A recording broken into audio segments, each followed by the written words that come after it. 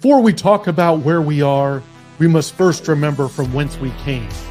Marty Schottenheimer brought winning football back to Kansas City and built what is now known as Chiefs Kingdom.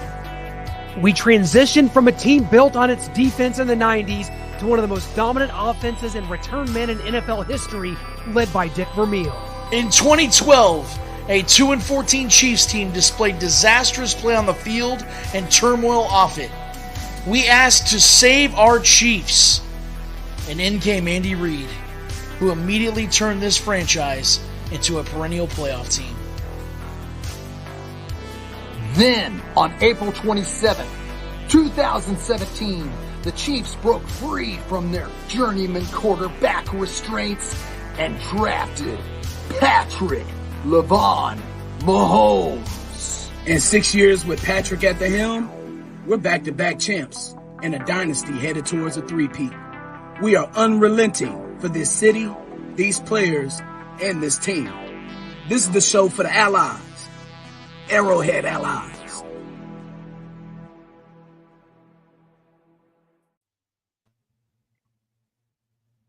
Have our Chiefs history lesson here. As Arrowhead Allies is now live, and Rich Gannon, I didn't know if you wanted to see all that, the history of the entire Kansas City Chiefs right there before your eyes, but here you are. You got caught the beginning of that. So hey, Rich Gannon joining us.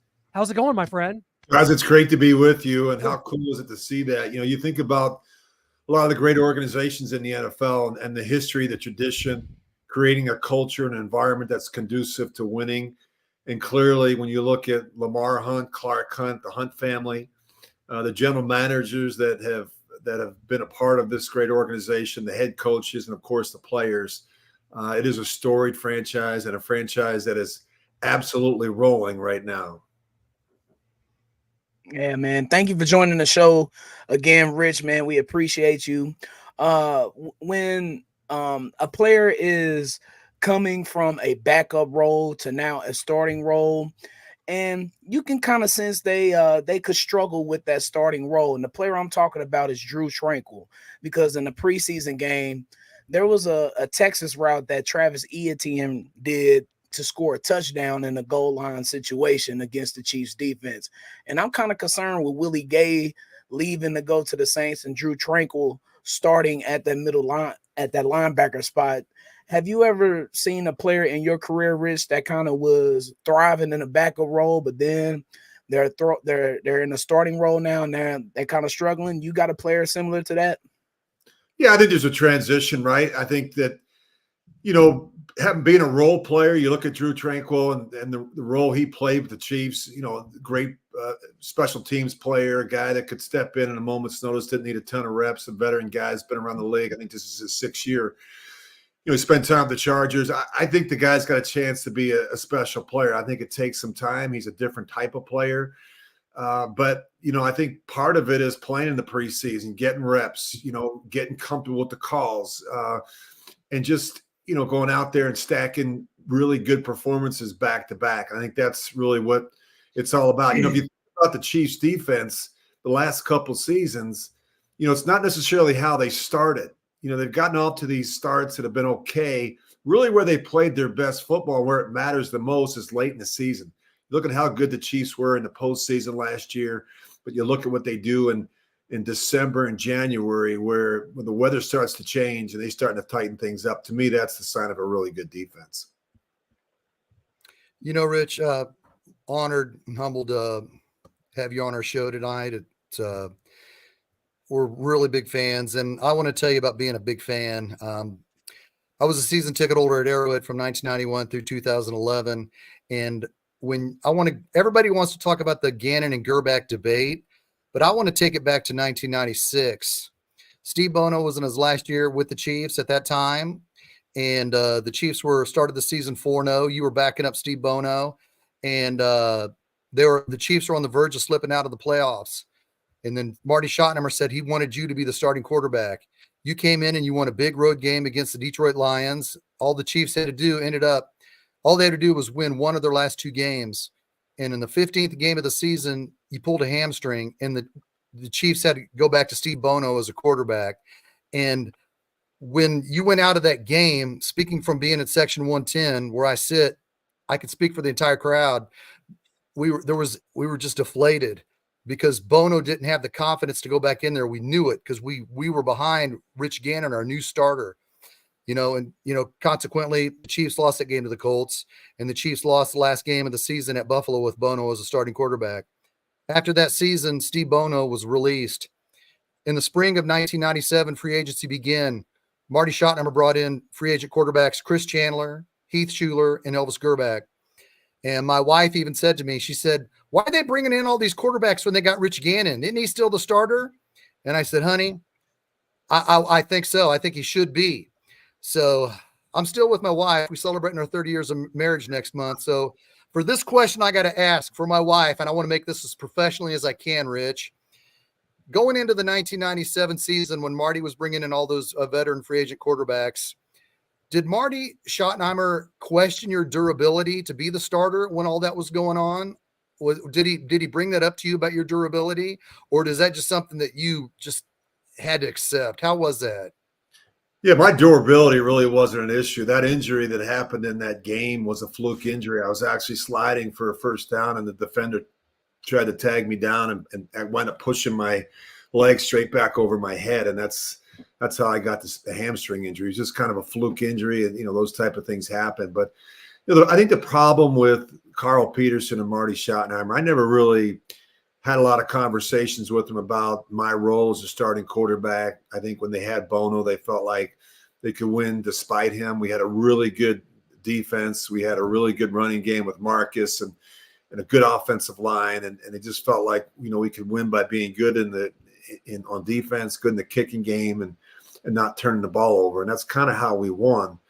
And I think when they brought in Elvis, they thought there'd be a little bit more of an upside in terms of the production at the quarterback position.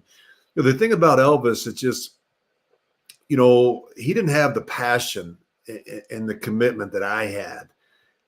And I think it was pretty evident to the players and the coaches.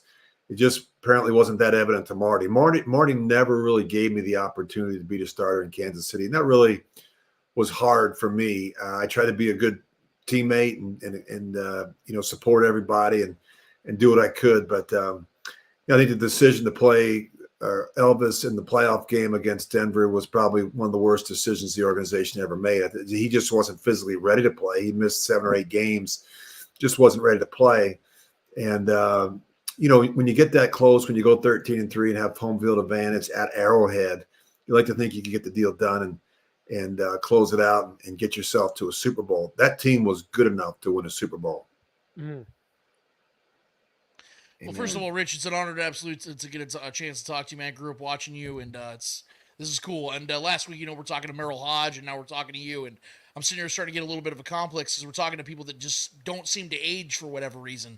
And I'm in my mid-30s, and I'm looking like I'm in my 50s. You guys got to give me the secret when we get off air. Anyway, Rich, listen, man, I know Shaggy didn't want to jump into it too much. I want to dive right into it because I know you kind of left it off talking about that 1997 season. I could tell it still very much matters to you because I believe, and I'm not trying to put words in your mouth, but I know as a competitor, knowing what that team did when you were on the start, when you had the helm as the quarterback, you're 5-1, you're averaging 26 points per game in those 6 games. You had the number 1 defense in the NFL. That team wins the Super Bowl with Rich Gannon playing in that playoff run. You don't lose 14-10 to Denver if you're playing in that game. What I want to talk about is whatever else you want to say about that situation, how difficult that was for you to accept, knowing you were the best quarterback on that roster. How difficult was that for you? And did you take that and run with it afterwards, and maybe that was something that kind of drove you to get that MVP season with the Raiders? By the way, I absolutely hated seeing that happen, even though I was very happy for your success. To see you have that success with a team that I've despised my whole life, even though you didn't start here with us, man, it felt like you were one of us. It was very hard for me to accept, but I know that that's something that you had a challenge in your career in Kansas City was, learning to accept that what a coach is saying you have to listen to. What was that like for you in that moment, and was that what drove you in Oakland later on, man, to have such an incredible run with them? Yeah, I thought that was a heartbreaking experience. I think that team there that we're talking about was probably the best team I ever played on. And look, I played on some good teams with the Raiders. We went to a Super Bowl in 2002. We went to an AFC Championship game in 2000. We won 4 straight AFC West titles. I mean, that team that I played on in Kansas City was a better team. We had a better defense. We had a better, I think, offensive line.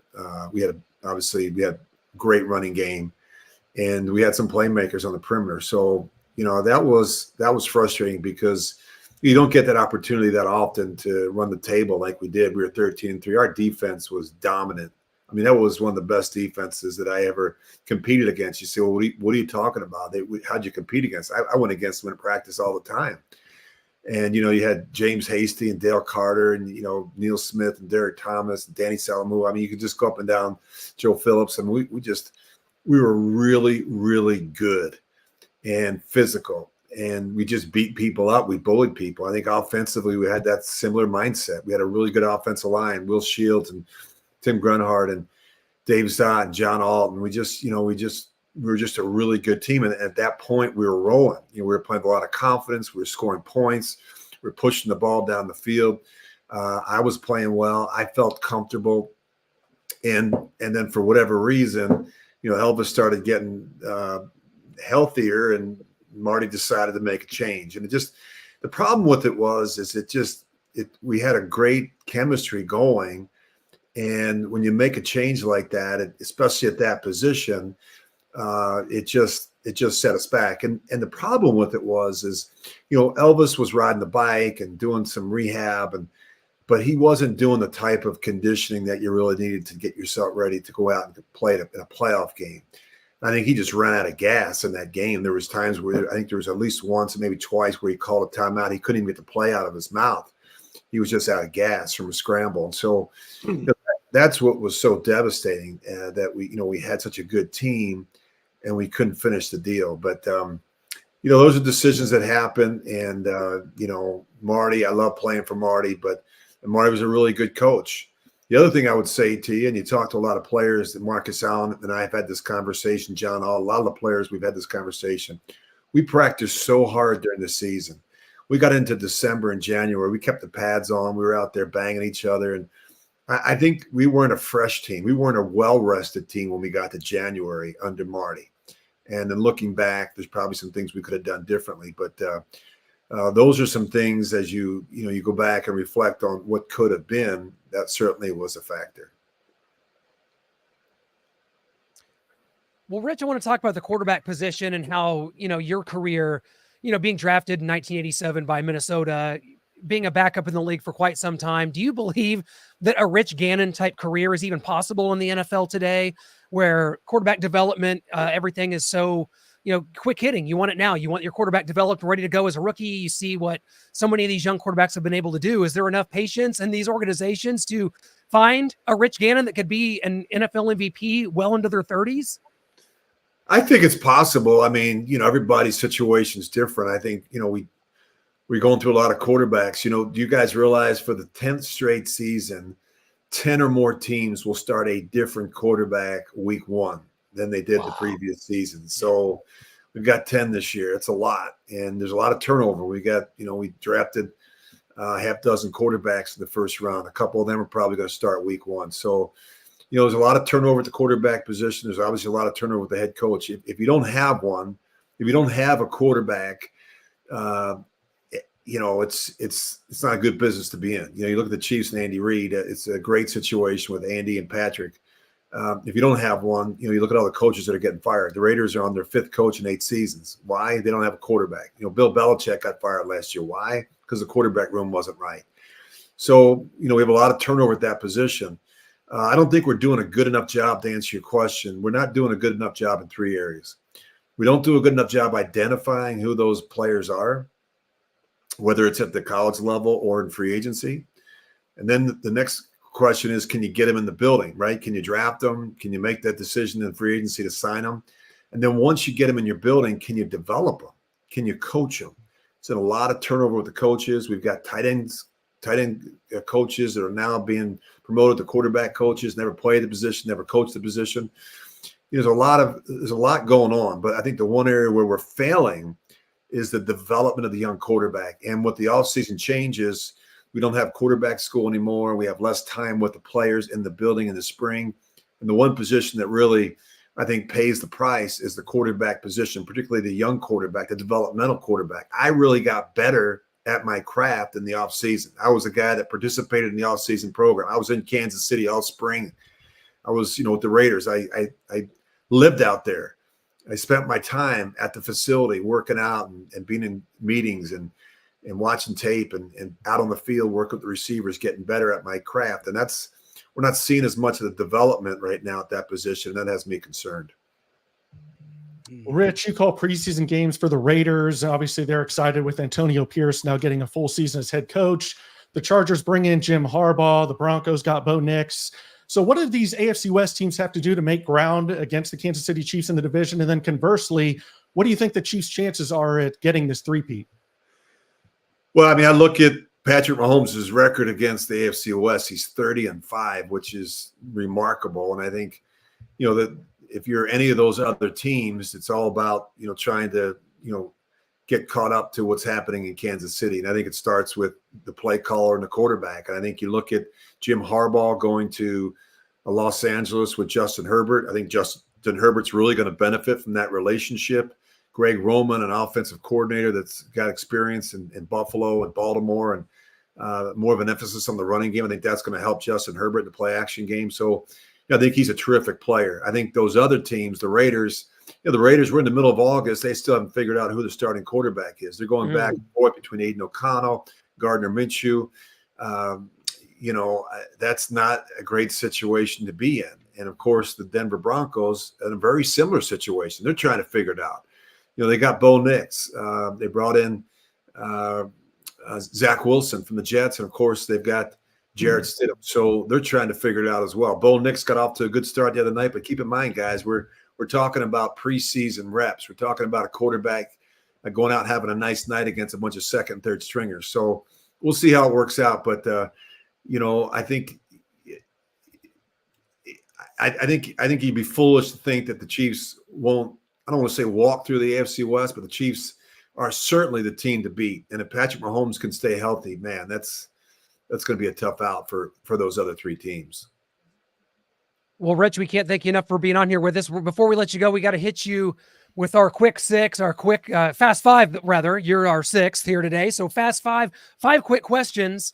You give us whatever comes to mind. We'll have some fun with it here, Rich. And so I'll ask you, you're one of the best NFL analysts. You can hear your work on CBS Sports Radio and Sirius XM. We always love seeing you at the Super Bowl. We look forward to that every year. We'll have a new sign made for this year with the New Orleans theme. Don't worry about that. What was your favorite summer activity, whether it be a concert, a road trip? What was your favorite summer activity you did this year? Well, we have the U.S. I'm a member at Hazeltine National Golf Club here in Minnesota. We have the U.S. Amateur going on right now, so I've been playing a lot of golf, and I'm actually getting a lot of pleasure in seeing these really good players, some of the best amateurs in the world, struggle out here at Hazeltine. The rough is brutal, but I would say I played a lot of golf this summer here at Hazeltine. Brian? Thanks, Rich. I have one more question for you, Rich. One more question. What is one thing that Patrick Mahomes would need to focus in and zone in on, that he would need to improve on from last year? Something else that he could add to his belt? I would be nitpicking. If there's one area of his game where I think he can take it to the next level, it would be not wasting plays. And what do I mean by that? We only have 65 plays in a game, usually on average for the offense, sometimes less, sometimes a little bit more. Making every play count, not getting a situation where we're just wasting a play trying to take a shot. And I think that's, comes with experience. He's got a lot of it, obviously, but taking more control, more ownership of the team at the line of scrimmage, changing protections, changing plays, getting out of a bad run into a better one or to a pass. But I just think taking more ownership and not wasting some plays. You go back and study it. There's times where he gets a little antsy and he gets, he sometimes he's not as patient and he just wants to go for the big ball. I'd rather, you never go broke taking a profit. I just think not wasting plays for Patrick Mahomes would be a good place to start in 2024. Shane?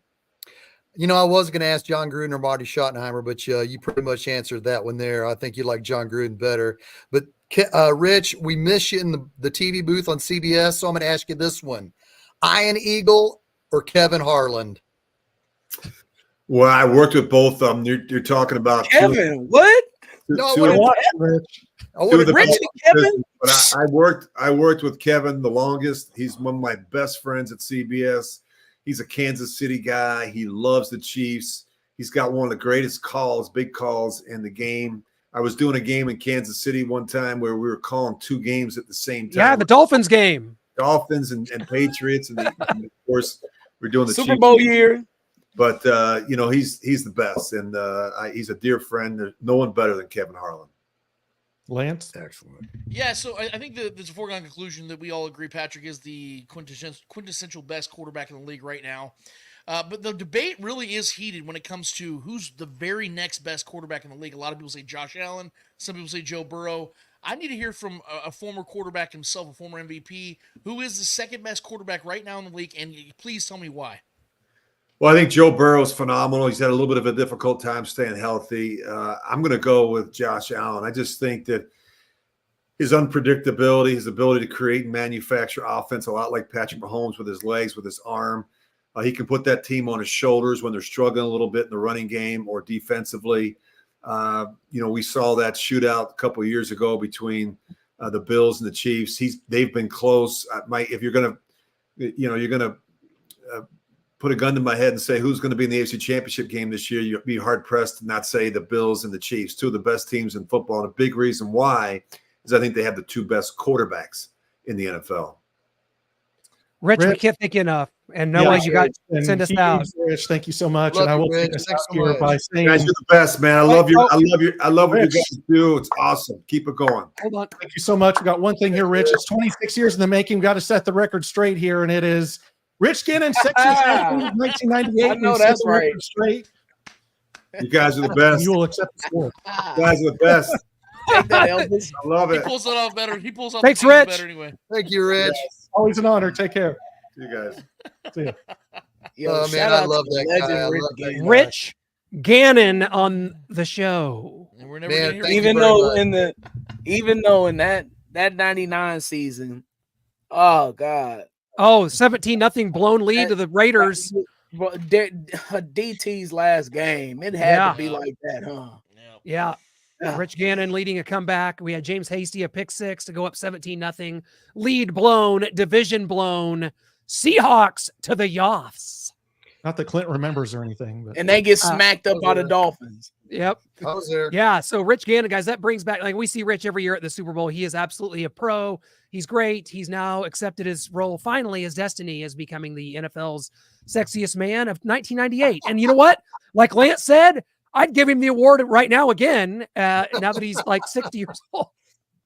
I'd give Rich Gannon the award again right now. He doesn't Who's better, age. who's better looking than Rich? We should have asked him if he can eat garlic because I'm pretty sure he's a vampire. This dude Yeah. does not age. Like, it's amazing. You What an know, embarrassing- guys, I want to thank you from sincerely as a diehard fan. That was really super cool. I got goosebumps interviewing him. It was a good time. I love the guy, even though he went to the Raiders, just like everybody else goes to the Raiders, and they turn out really good. No, seriously. I love Rich Gannon. And since we're talking about Gannon and Gerback, today is Elvis Gerback's 54th birthday. Happy Wow. birthday, Elvis. How ironic is that? Okay. Leo season, baby. Yeah. Wow. Yeah. All right. Thank you, Rich, man. Love you, man. He's still here. Oh my God. He's heard all that. Maybe But we we'll do have have a Elvis Gerback preseason on game, Rich Gannon's preseason game birthday. in the books. A preseason game is in the books, and we've got McCole Hardman out here, who I cut during this game. So I don't think he's still on the team since I cut him, but he got us a safety here. Thanks, McCole. It's hard to tell that just because of the fact that the refs didn't even know what to call. This whole kickoff rule is I'm going to vent here a second. You just turn my mic off if I'm venting too much. This Okay. new rule sucks. This new rule, the NFL has always got it right. They have always got it right. And in the few years ago when they said we're going to move the kickoffs back to up to the 35 because player safety is so important. I'm going to try to make this short and sweet. Player safety is so important. Well, now they're going to have a situation where, that was getting boring. Let's have kickoffs. When somebody gets hurt and somebody is going to get hurt on kickoffs of significance, then they're going to freaking think, boy, this was a stupid ass idea. I'm sorry for the profane language, but I hate the whole thing. What do you Watch think, it. Lance? Ass is in the Bible. What? Well, let me just just did it again. let me just add to that real quick. I understand that this right now feels so abrupt and it feels that they're messing with the game in a negative sense, but there's growing pains to everything in the league. You guys remember in 1978 when they moved it from 14 games to 16 games? People thought it was a bad idea. It ended up popularizing the league to a whole nother level. They've made changes throughout time. This is what makes the NFL great is they get out ahead of things. Now, right now, it doesn't look awesome, but we have to remember, guys, what is one of the main things we've been complaining about as NFL fans and football fans for the longest time now is the fact that the kickoff is essentially useless. It is basically it's a pleasantry.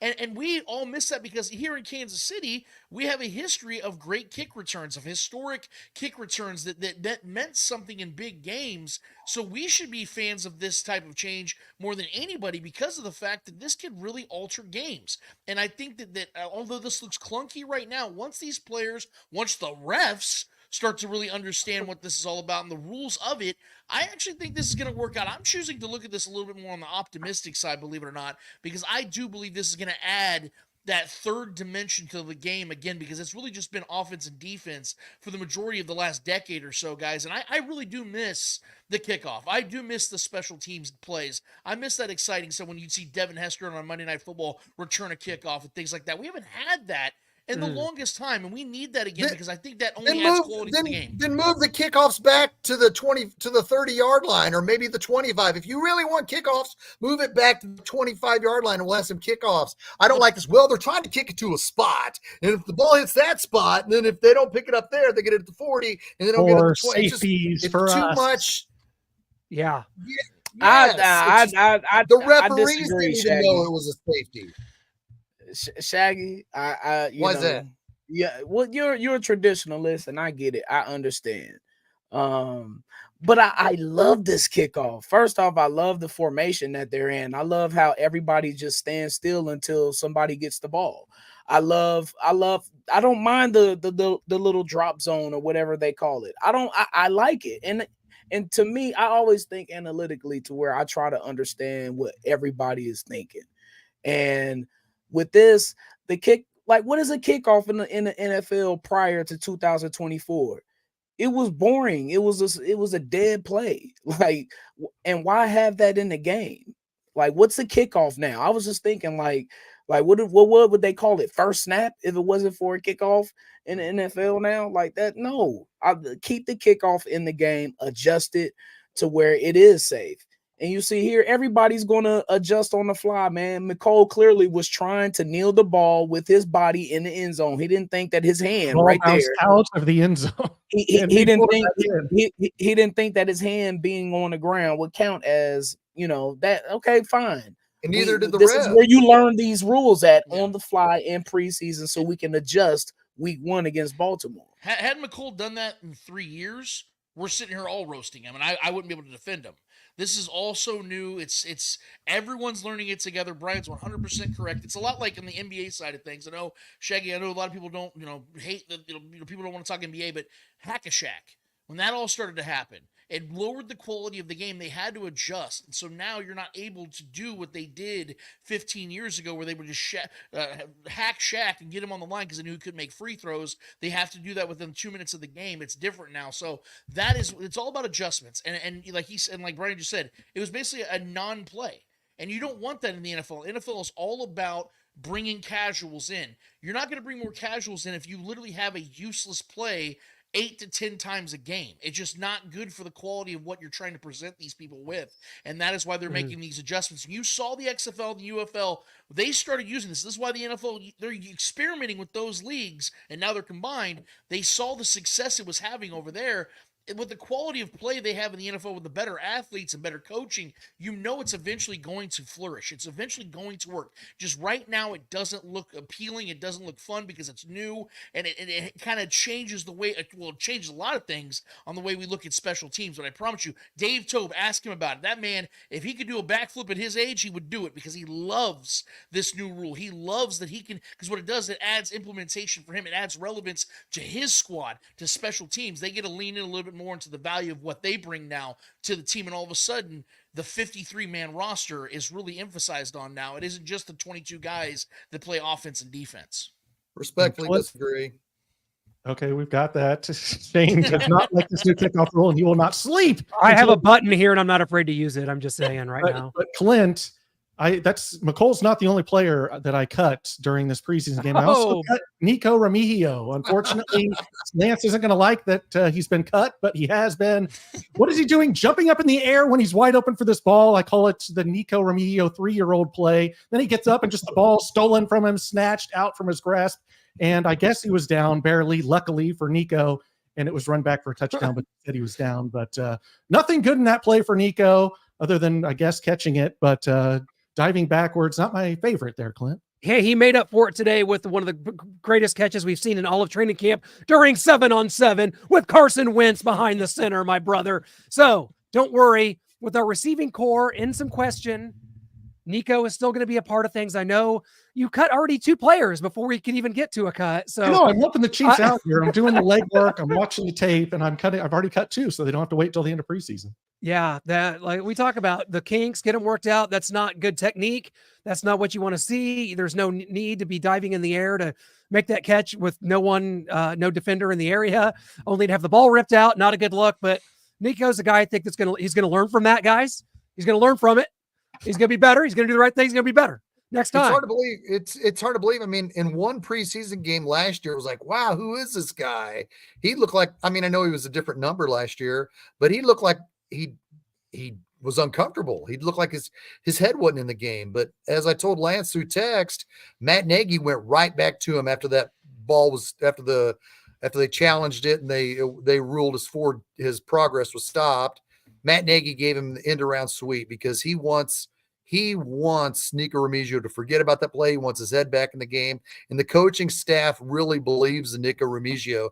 If that was Marty Schottenheimer would have cut him right then and there after the ball got taken out of his hand. Yeah, I take after Marty. Yeah. What do you think, Brian? Oh, that's twice. I'm still a fan of Remigio. I think he was in the middle of just trying to make a play. And sometimes players get caught up in trying to do too much sometimes. McColl fumbling at the goal line against the Bills in the playoffs, something like that. You know. Yeah, playoffs. We talking about week 1 of the preseason.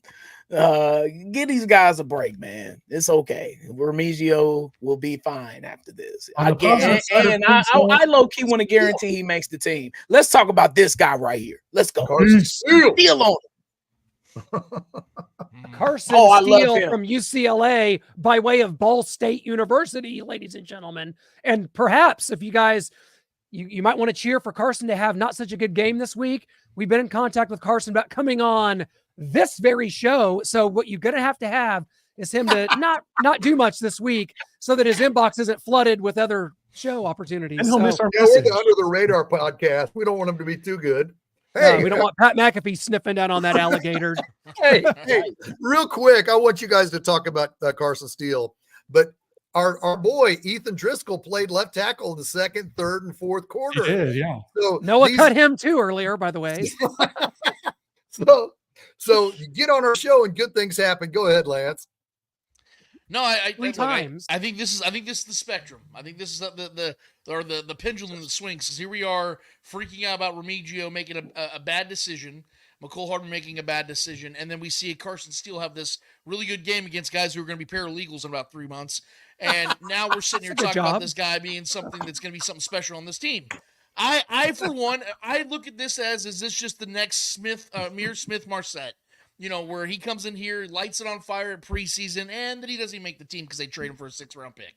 That's kind of where I'm looking at this situation, because I think if the team has their druthers, and in all seriousness and everything, all my regards go to Clyde Edwards-Helaire right now, what he's dealing with. I think that there is still a very good chance that we're still looking at Carson Steele as a guy that's on the outside looking in, because of the fact that I don't think the Chiefs are, let alone keeping 4 running backs, but I think there is a trust factor between the Chiefs and Clyde Edwards-Helaire. And I know that he hasn't been practicing because of some of his personal issues, but I think the team is very confident. And the way I look at it is, if they keep giving Kadarius Toney opportunities, I think anybody's safe on this team. So I think Clyde Edwards-Helaire, dealing with what he's dealing with, he's going to be just fine. And if they're keeping Deneric Prince, which all signs indicate that he's probably going to make this team as well because of special team factors, I think that you're looking at a team that has 3 running backs already, and Carson Steele, although a really cool story. I'm not hating on the kid, and I hope he's on the show, and I would like to sing his praises. But I think right now we're looking at his preseason hype, a guy that came out of nowhere, and people really like him because he's cool and he's strong, and he's on when it was the football show with Kyle Brandt and all the guys doing the angry runs, and it's fun. But I just think this is a preseason story, and I think that by the time the season starts, we'll be talking about guys that are going to actually be on this team. Lance, that was the second quarter. Excuse me? Yeah. Paralegals? They're gonna most of those guys are gonna be on the team. What are you talking about? Absolutely not. There were third Yes, stringers they on are. There second, And he was bulldozing over them. That's NFL Okay, talent. You can't discount them. Go watch that film and show me the awesome players that he ran over. Each and every one of them. Name me a single dude that he ran over. They're in the league. I understand. What I'm saying is those guys that are playing in those situations are guys fighting for positions to make a roster spot. So I'm not dissing them as players as far as them being guys that are trying to make a roster and are good enough to be in that position. I'm saying you're not seeing Josh Allen going out there and trying to tackle him. He's blowing over him. If that would have happened, we're having a conversation that's different than the one I'm having right now. What I'm saying is that he's playing guys that are at his level playing field, and he looked good. If you see that in a real game against, are you seriously sitting here telling me that he's not going to make this team? You think I'm telling you right now, as it sits right now, I don't believe makes this team because again, you're out of your mind. Well, okay. Would I have been out of my mind a year ago when I was sitting here saying the same thing? Not on this show, but other shows, when I was saying Amir Smith-Marset was not making this team. He was the MVP of the team in the preseason. He was lighting it on fire. Victor Cruz, 2 words, Victor Cruz. All I'm saying is that we see this all the time. It's every year there's somebody that emerges that looks like, oh my God, this is going to be the next star in the making, and they don't make the roster, or they get traded, whatever the case is. I'm trying to balance the equation here just a little bit. Brian Shea, Jesse Haynes. When Jesse Haynes, by the way, recruited me to go to Northwest Missouri State, not on no football stuff, just a recruiter. That's crazy that you mentioned Jesse Haynes. Shout out to him. Anyway, but Lance, listen, when Carson Steele, when he gets the game-winning touchdown, week 18 against Denver, okay, to help us, seal the number 1 seed in the playoffs, I'm going to rewind this clip over and over and over and over and over again. The things that you just said about this man, I'm perplexed. Brian, what I was making was going back through Chiefs history. There's always been a preseason hero running back, and one of them was Brian Shea. Was that Noah? Was about 99, and Jesse Haynes was in 1998. Those were guys in preseason who were like, man, Jesse Haynes, Brian Shea, JJ Smith. You better watch out for these guys. So Rashawn I think Sheehy. Rashawn Sheehy was actually drafted. He's a Jesse Haynes and Brian Shea were just like these guys that came out of nowhere. So I think that's what Lance was alluding to, per se. What is that? And then fair assessment, Lance? That's exactly it. It's 4. We'll see what happens. Stupid moron! I'm such an idiot. What was I thinking? Well, of course you.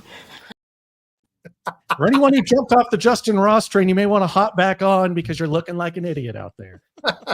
No, keep me off of it. Keep me away.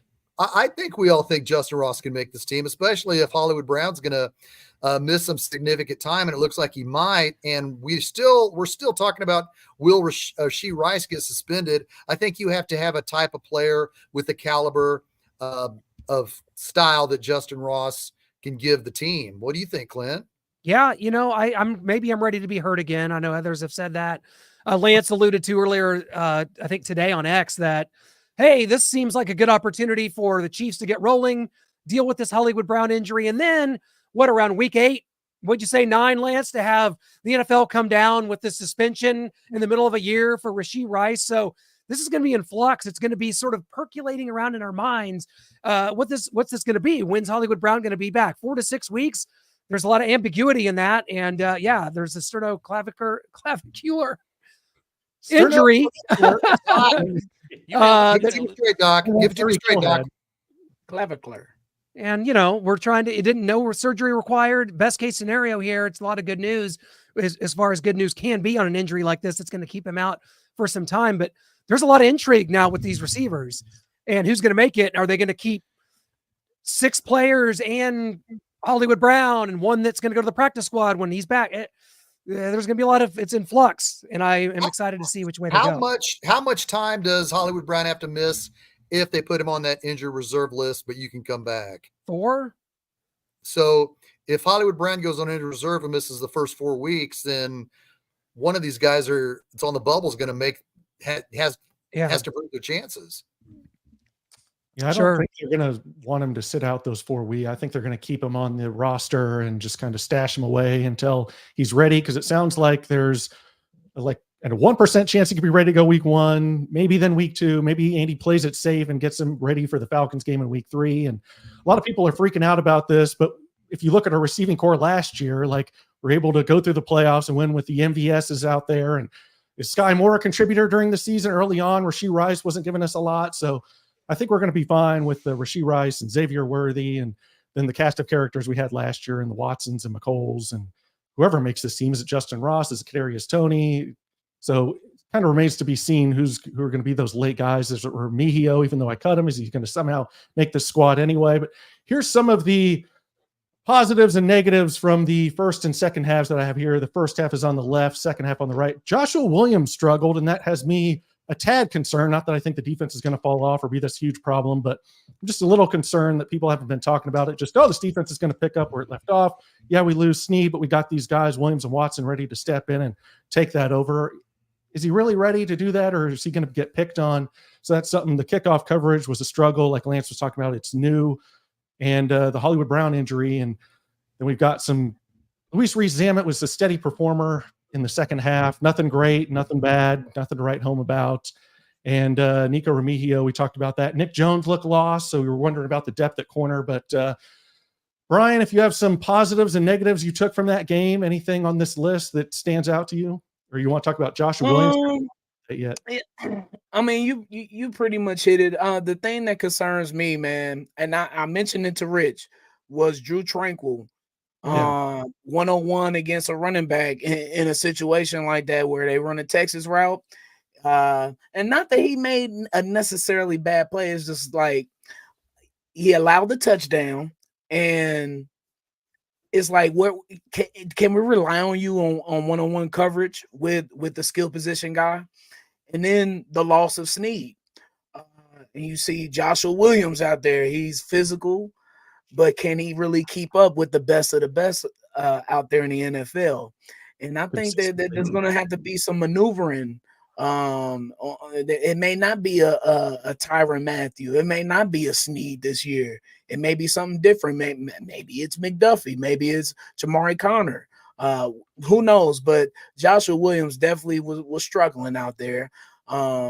Those two things coming into the season concern me. Losing Willie Gay, losing Snead is because people's expectations with this defense, that they're high after last season, and people have to come to grips like, hey, some of those stops we got last year, we're probably not going to get. They performed at a top 3 level, especially in the most crucial situations. So I think people need to cool their jets on defense and where they expect it to be a little bit. I think it'll be a drop off. Yeah, I expect the offense to improve, the defense take a slight tick back, and maybe it'll kind of even out there, and we'll still get some performers out there. But I know you wanted to talk about this, Clint. Well, I had to erase Bob Sapp from the famed film The Longest Yard, and Luis Rees-Zammit has asked all of us, has asked Andy Reid, has asked this coaching staff, has asked Matt Nagy, can you teach me to football? No, was the answer. And I think we're seeing that. To me, Luis Rees-Zammit does not look fast in pads. He is not technically proficient. He may get there. It's not going to be this year. I love rolling the dice on a player like this. Again, like Lance talks about, a good story. This is really cool. I like the guy. We were able to interview him back at the Chiefs celebrity softball game. But at the same token, like the NFL is so intricate, and it's a game of inches, not because of literally inches from the nose of the football to the next yard to gain or the goal line. It's because of the inches that you need are everywhere around you, and every break of the game, every minute, every second, right? So when it comes to cuts, when it comes to angles, when it comes to pass protection, we're not seeing it, and that's okay. This was I think a dice worth rolling for the Chiefs, but probably not going to work out. I don't like it. I think I understand with the NFL trying to branch out globally to other countries and try to create a situation where you take this guy who's great at his sport, and we'd like to implement him in the National Football League. So we're going to have all these rules where this guy can at least try out to make the team. I mean, does that mean in a few years? And I mean, now, I don't mean any disrespect to anyone else, but they're going to try to implement a woman to play.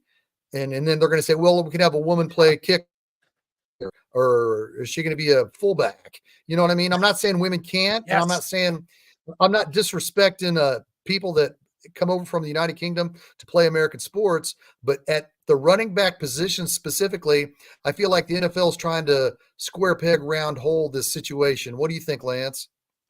I think we're seeing LRZ for what he really is. And look, this actually shows the credit of how hard it is to make the NFL. And I know that we obviously already understand that there's people that spend their entire lives playing this sport that have supreme talent that never even get drafted, that never get a chance.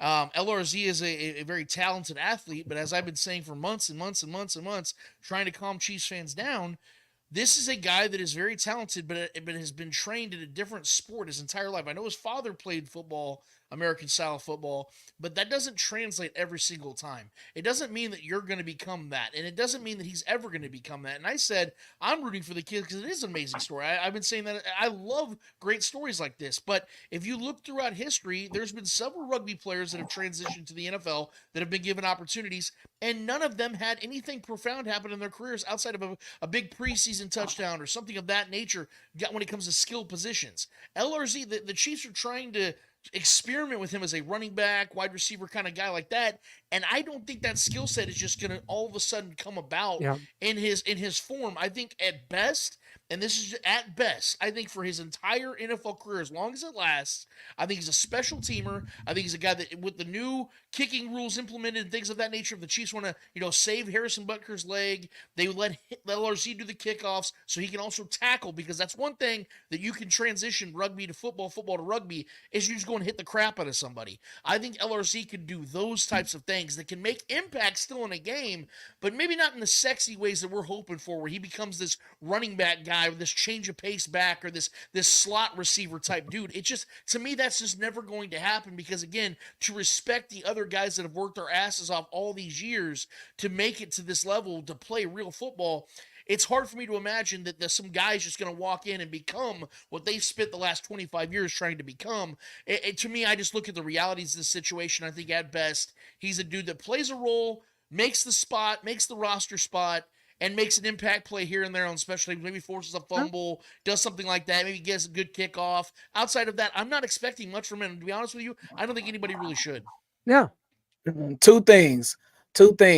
Carson Steele is who I thought Luis Reese Zammit would be. Okay, that's number one. Two, I wouldn't be surprised in the next 15 years. Matter of fact, I will put money on it in the next 15 years that there is a woman playing in the National Football League. All right, playing the Lions on Saturday, August 17th at 3 p.m. Central. And it's Tony's revenge. What? Is he going to play? I thought he's hurt. He's out there at practice making plays. I showed a tip drill catch. He made him spectacular. Lance is trying to kick him off the team, and all the guy's doing is making spectacular plays out here at camp. That's all he's doing. Is that the Saturday? Is that the WCW NWO Revenge font? I think so. Oh my God. All about it. Are we expecting to see anything out here Maybe a woman, Brian, or No. Have you seen one lately? No. no, I've been busy making Oh, graphics for the damn. show. Brian, why you gotta do that, man? Damn. Somebody's got to make these graphics, and it's not going to be anybody else here. It's on my shoulders. It's off the rails now.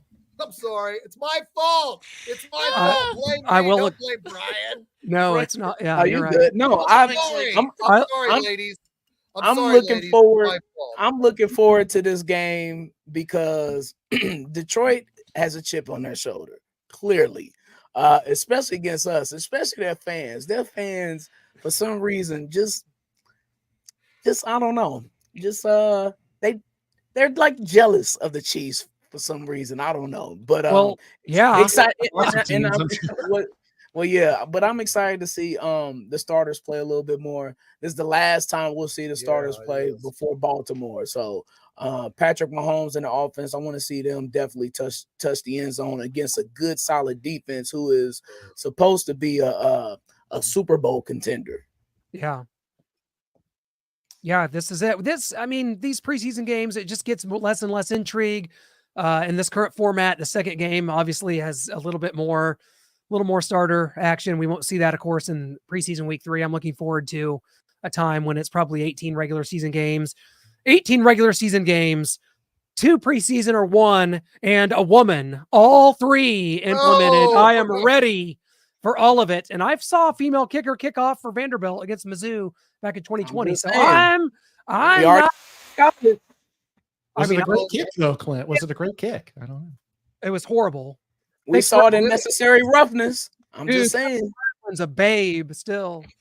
Top 10 Chiefs of the Mahomes era. This is just my list that I came up with, so I'm sure there's going to be some disagreement, and let the arguments roll. Lance, Wait. quick first thoughts. No, Lance loves it. There's a 5 linemen on there. Well, it's hard to put Patrick Mahomes in his own list. So, but I'll go with it. What's the era? Yeah, no, that's fair. I think honestly, this is very hard to debate. I'm yes, this is gonna piss Clint off, and I'm so glad it is. But I do mean it. Mitchell Schwartz being on this list, this tells me that Noah did very much pay attention to the Mitchell Schwartz era, because this man was an absolute He has us blocked on Twitter. lockdown Of right course I pay tackle. attention. Damn it.